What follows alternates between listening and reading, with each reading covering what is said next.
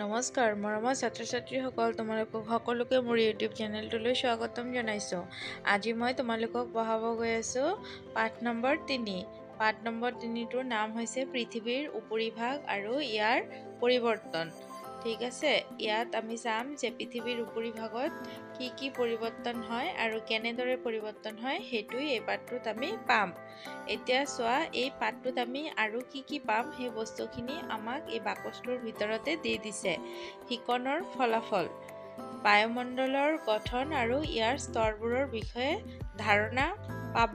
মানে ইয়াত আমি কি পাম? বায়ুমণ্ডলৰ গঠন আৰু ইয়াৰ স্তৰসমূহৰ বিষয়ে ধাৰণা পাম। বতৰ আৰু জলবায়ুৰ উপাদানবোৰৰ বিষয়ে জানিব পাৰিম। এখন ঠাইৰ জলবায়ু নিৰ্ধাৰণ কৰাৰ ক্ষেত্ৰত ভৌগোলিক কাৰকবোৰৰ ভূমিকা সম্বন্ধে জানিব পাৰিম। মানুহৰ কাম-কাজৰ ওপৰত জলবায়ুৰ প্ৰভাৱ সম্পৰ্কে ধাৰণা কৰিব পাৰিম। তাৰপিছত ভূপৃষ্ঠৰ অৱয়ৱবোৰৰ পৰিৱৰ্তনৰ ক্ষেত্ৰত আভ্যন্তৰীণ আৰু বাহ্যিক শক্তিবোৰৰ ক্ৰিয়া সম্পৰ্কে জানিব পাৰিম। ইয়াতে আমি এই পাঠটোত তেনেকৈ বায়ুমণ্ডলৰ গঠন, স্তৰসমূহ কি এই বিষয়কেইটাসমূহৰ ওপৰতে জানিব পাৰিম। এতিয়া আহাচোন ছাত্ৰ ছাত্ৰীসকল, আমি চাওঁ ইয়াত আৰু কি দিছে। প্ৰথমে লিখিছে চোৱা, আমাৰ পৃথিৱীৰ উপৰিভাগক বায়ুৰ যি এক আৱৰণে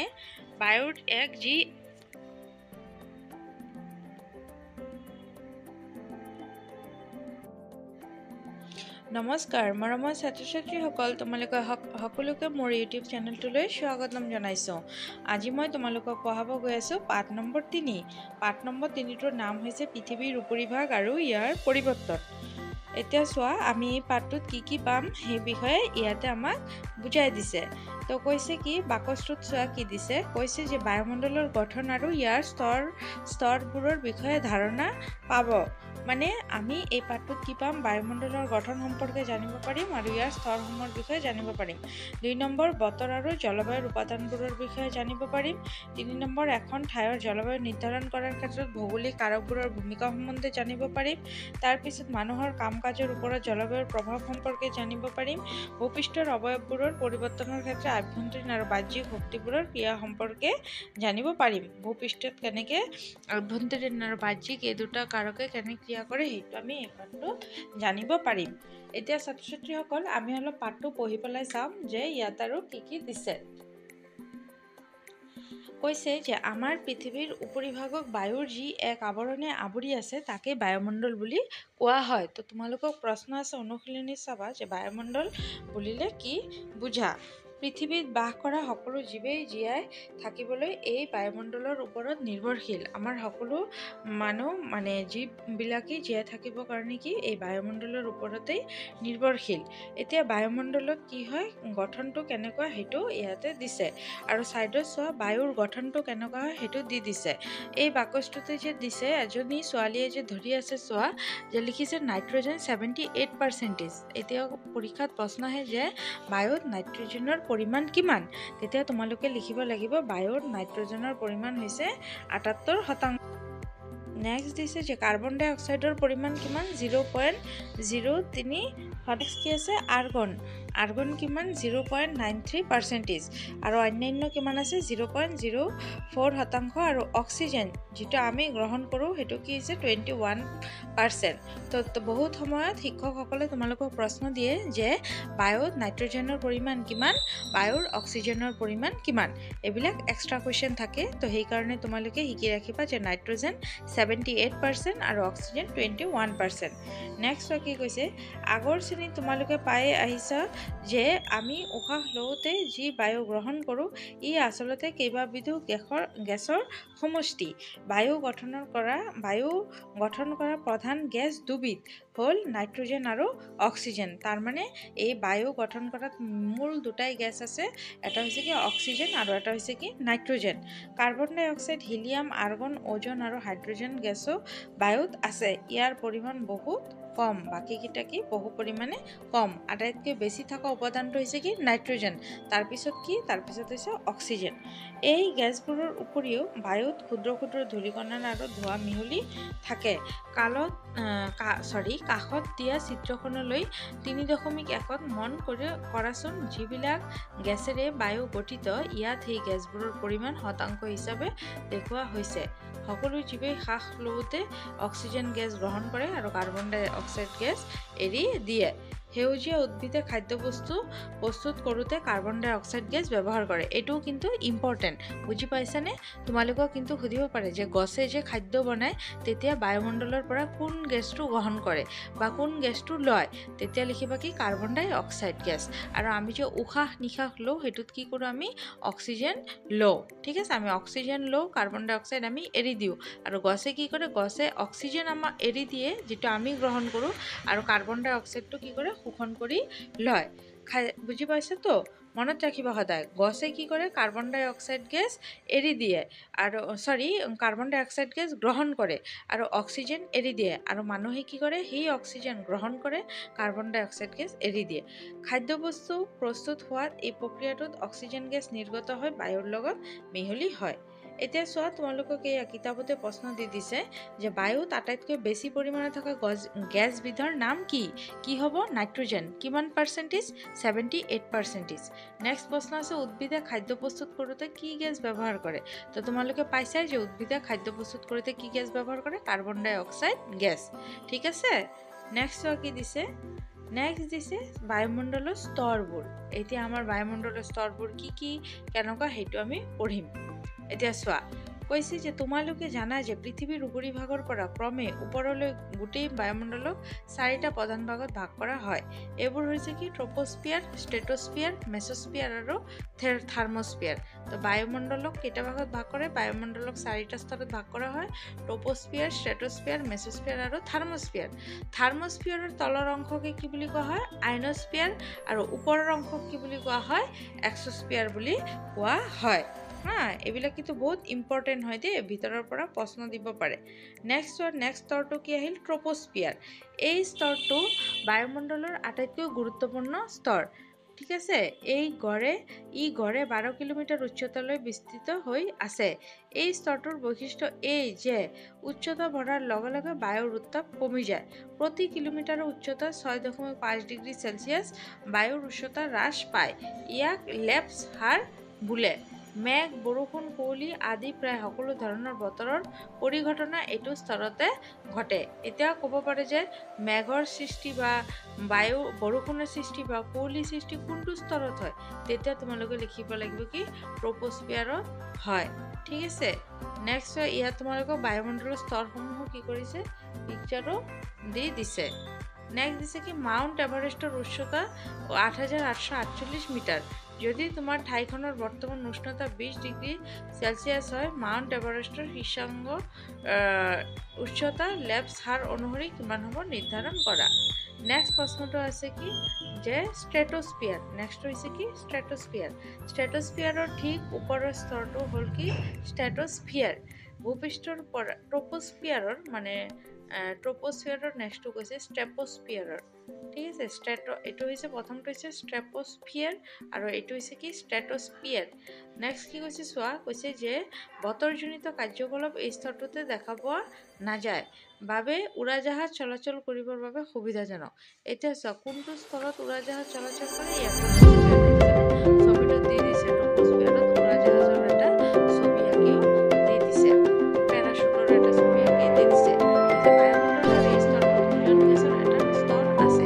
এই স্তৰটো সূৰ্যৰ পৰা অহা ক্ষতিকাৰক অতিবেঙুনীয়া ৰশ্মি গ্ৰহণ কৰি পৃথিৱীত পৰাত বাধা দিয়ে। সূৰ্যৰ পৰা যে ক্ষতিকাৰক ৰশ্মি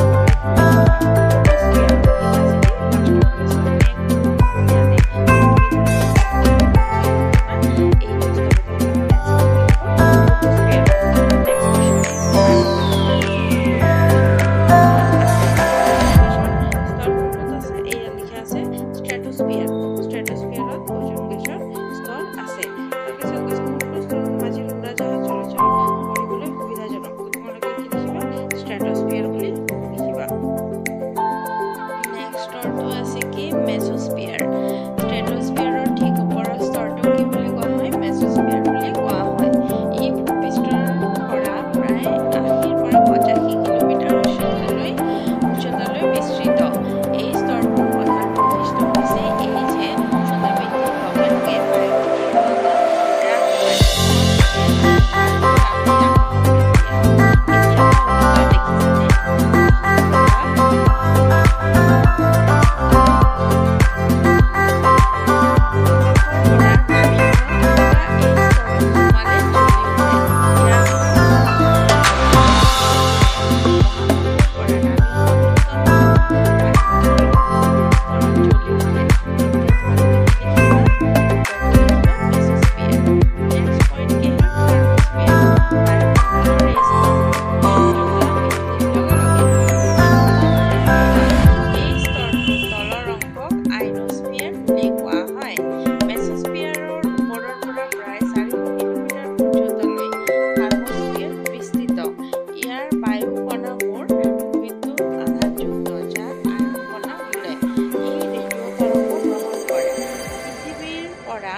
পায় ৰেডিঅ' তৰংগ এই স্তৰে পুনৰ পৃথিৱীলৈ ঘূৰাই পঠিয়াই আমাক ৰেডিঅ'ৰ গীত মাত শুনাত সহায় কৰে এতিয়া ইয়াৰ পৰা প্ৰশ্ন হ'ব পাৰে যে ৰেডিঅ' তৰংগ কোন স্তৰত কাম কৰে তেতিয়া হ'ব কি থাৰ্মোস্ফিয়াৰ ঠিক আছে এই স্তৰত বায়ুৰ উষ্ণতা প্ৰায় 1650 ডিগ্ৰী চেলচিয়াছ পৰ্যন্ত বৃদ্ধি পায় আইনোস্ফিয়াৰৰ ওপৰৰ অংশক এক্সোস্ফিয়াৰ বুলি বোলা হয় এই স্তৰটো বায়ুমণ্ডলৰ 400 কিলোমিটাৰ উচ্চতাৰ পৰা 10,000 কিলোমিটাৰ উচ্চতালৈ বিস্তৃত ইয়াত বায়ু একেবাৰে পাতল ইয়াৰ পৰা হিলিয়াম আৰু হাইড্ৰজেনৰ নিচিনা পাতল গেছ মহাকাশত বিলীন হৈ যায় বুজি পাইছানে ছাত্ৰ ছাত্ৰীসকল এইটো হ'ল কি থাৰ্মোস্ফিয়াৰ তো মই তোমালোকক চাৰিটা স্ফিয়াৰৰ বিষয়ে স্তৰৰ বিষয়ে পঢ়াই দিলো এইটো চোৱা আছে ওজন স্তৰে আমাৰ কিদৰে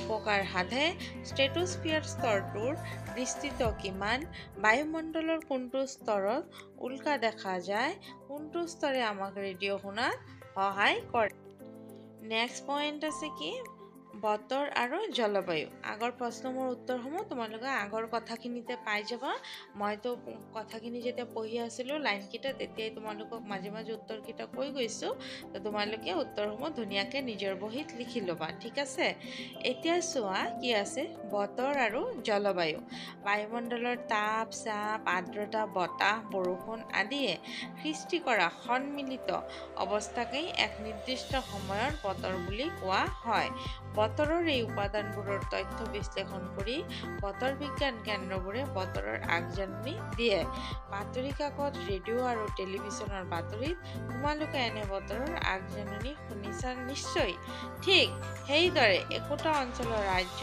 দেশ আদি প্ৰায় 30ৰ পৰা 50 বছৰ বতৰৰ গড় অৱস্থাকে সেই অঞ্চলৰ জলবায়ু বুলি কোৱা হয় এতিয়া ইয়াৰ পৰাও ইম্পৰ্টেণ্ট প্ৰশ্ন হয় যে জলবায়ু বুলিলে কি বুঝা তেতিয়া তোমালোকে এনেকে ইয়াৰ পৰা উত্তৰটো লিখিবা ঠিক আছে যে কোনো অঞ্চলৰ প্ৰায় 30ৰ পৰা 50 বছৰৰ বতৰৰ গড় অৱস্থাকে সেই অঞ্চলৰ জলবায়ু বুলি কোৱা হয় ইয়াতে জানি থোৱা এই বাকচটোৰ যে কথাটো এইটো বহুত ইম্পৰ্টেণ্ট হয় ইয়াত দিছে আমাৰ দেশৰ মুখ্য বতৰ বিজ্ঞান কেন্দ্ৰটো মহাৰাষ্ট্ৰৰ পুনেত অৱস্থিত এটা প্ৰশ্নত আহিব পাৰে যে বতৰ বিজ্ঞান কেন্দ্ৰটো ক'ত অৱস্থিত তেতিয়া মনত ৰাখিবা মহাৰাষ্ট্ৰৰ পুনেত ঠিক আছে গুৱাহাটীৰ বৰঝাৰত এটি আঞ্চলিক বতৰ বিজ্ঞান কেন্দ্ৰ আছে গুৱাহাটী বৰঝাৰত কি আছে এটি আঞ্চলিক বতৰ বিজ্ঞান কেন্দ্ৰ আছে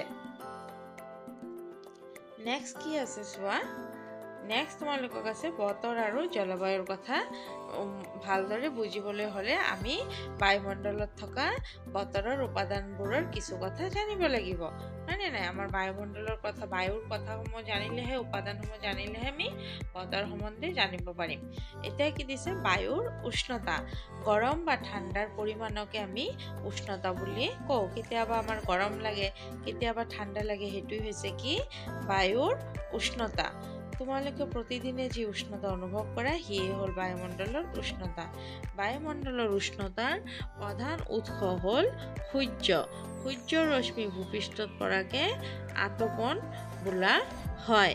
সূৰ্যৰ পৰা অহা তাপে প্ৰথমতে ভূপৃষ্ঠৰ শিল মাটি আদিৰ উত্তাপ বৃদ্ধি কৰে। তাৰ পাছত ভূপৃষ্ঠৰ পৰা বিকিৰণ হোৱা তাপে বায়ুমণ্ডলৰ উষ্ণতা বঢ়ায়।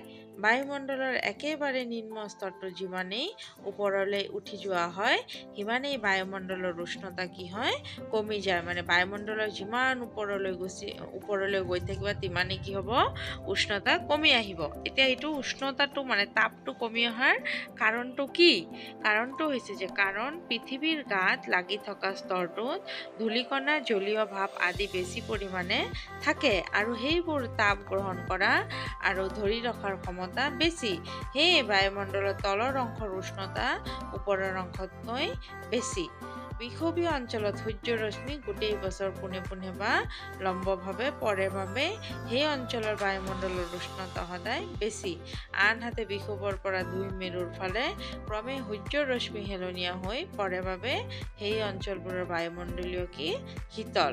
ঠিক আছে, তো সেইকাৰণে কি হয় সেই অঞ্চলত মানে বৰফো জমা হৈ থাকে। তো ঋতুভেদেও পৃথিৱীৰ উপৰিভাগত উষ্ণতা তাৰতম্য ঘটে। যেতিয়া যিখন ঠাই সূৰ্যৰ সন্মুখীন হয় তাত কি হয় জহকাল আৰু সূৰ্যৰ পৰা আঁতৰি গ'লে সেই ঠাই কি হয় শীতকাল হয়।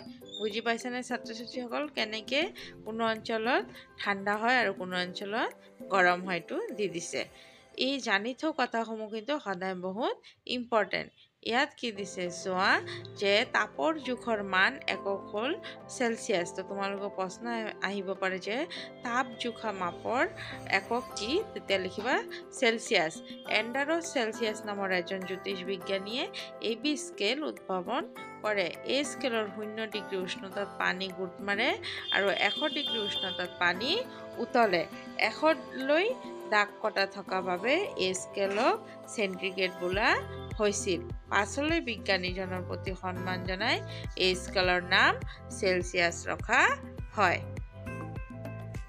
ঠিক আছে, নেক্সটটো চোৱা কি আছে মেৰু অঞ্চল সদায় বৰফে আৱৰা কিয়? কাৰণ মেৰু অঞ্চলত কি কৰে সূৰ্যৰ ৰশ্মি সদায় হেলনীয়াভাৱে পৰে। নেক্সট কি আছে বিষুৱীয় অঞ্চলত বায়ুমণ্ডলৰ উষ্ণতা বেছি কিয়? কাৰণ বিষুৱীয় মণ্ডল অঞ্চলসমূহ সদায় সূৰ্যৰ সন্মুখত পৰে, সেইকাৰণে সেই অঞ্চলত বায়ুমণ্ডলৰ উষ্ণতা সদায় বেছি। নেক্সট আছে কি বায়ুৰ চাপ। বায়ু এবিধ হৈছে কি গেছীয় পদাৰ্থ।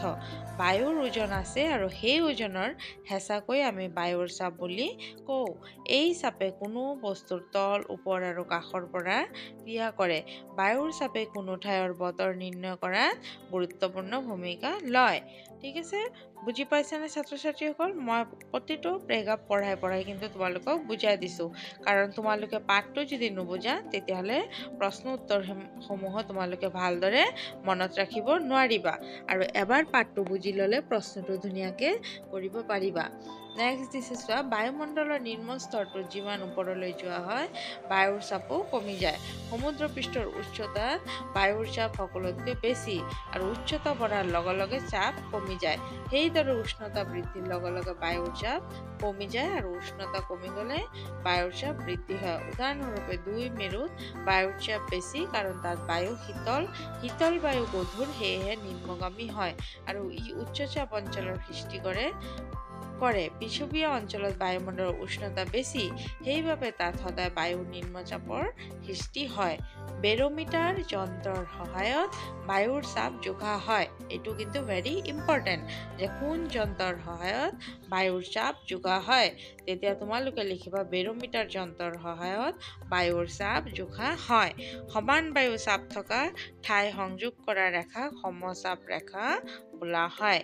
নেক্সট প্ৰশ্ন আছে কি বতাহ। এতিয়া বতাহৰো কিছু ভাগ আছে চোৱা নিয়ত বতাহ, সাময়িক বতাহ, তাৰপিছত স্থানীয় বতাহ, এনেকৈ বতাহৰ কিছুমান ভাগ আছে।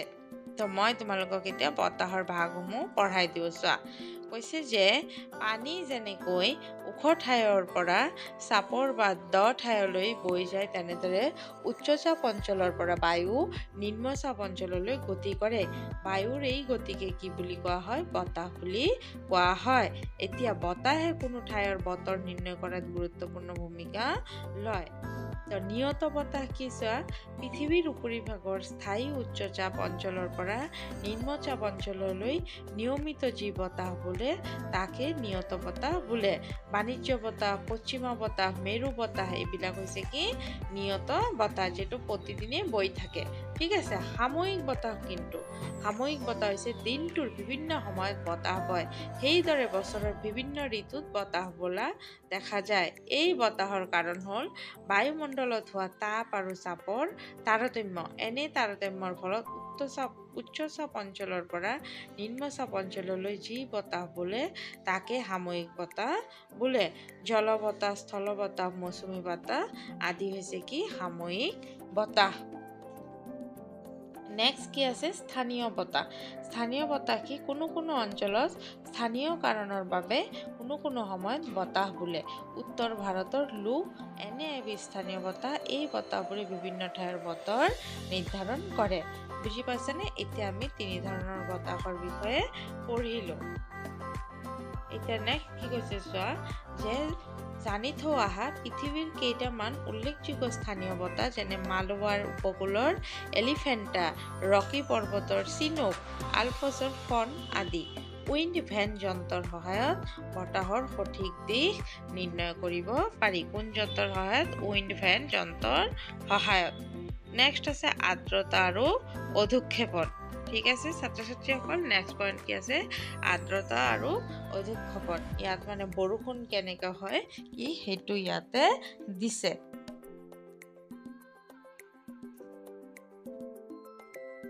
বৰষুণ কেই প্ৰকাৰ তলত চোৱা, মই শ্বৰ্টকাট অলপ পঢ়ি দিছোঁ যে উৎপত্তি অনুসাৰে বৰষুণ হৈছে 4 প্ৰকাৰ। পৰিচলন বৰষুণ, শৈলোৎক্ষেপন বৰষুণ আৰু ঘূৰ্ণী বৰষুণ আৰু অৰণ্য বৃষ্টি। এতিয়া এই পাঠটোৰ পৰা তোমালোকে বাকী এই জলবায়ুৰ কাৰকসমূহ এই প্ৰশ্ন উত্তৰসমূহ তোমালোকে ধুনীয়াকৈ লিখি ল'বা।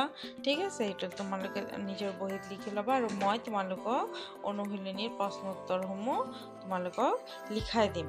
এই প্ৰশ্ন উত্তৰসমূহ তোমালোকে ধুনীয়াকৈ নিজৰ বহীত উঠাই ল'বা। ঠিক আছে, মই আগৰখিনি পঢ়াই দিলোঁ, তোমালোকে অলপ নিজে বাকীখিনি পঢ়ি ল'বা। ঠিক আছে, ইয়াত বহুতো আছে। এই পাঠটো বহুত দীঘল হয়।